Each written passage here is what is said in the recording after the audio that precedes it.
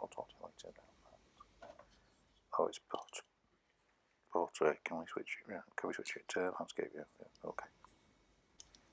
I'll put it back. So it's an IKEA Hook.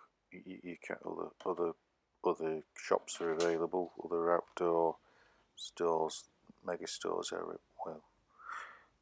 So not really, are they? Anyway, just showing you. I've got a couple of old screws. Using the width of the chipboard next to the upright bit to just check the length of the screw isn't going to go through. Just got no idea what's behind it. So we'll just go as far as the depth of the chipboard. Got a little 3mm wood drill bit. I've already marked a couple of little dots using the backing on the hook as a template.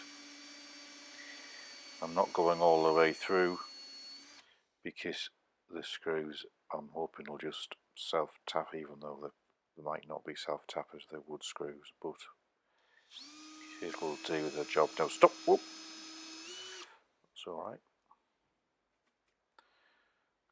Neat. It's a bit hard for you to see, I don't know.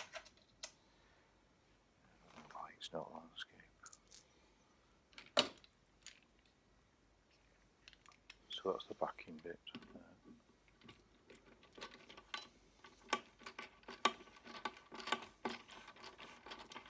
First screw going in. It's a bit slow. Might just speed that bit up. That's better. Both screws going in. Nice and tight. Yeah.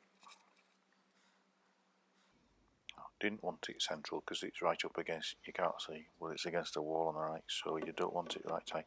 So you've got the hook going on and it's got a nice Allen bolt, like a grub screw underneath.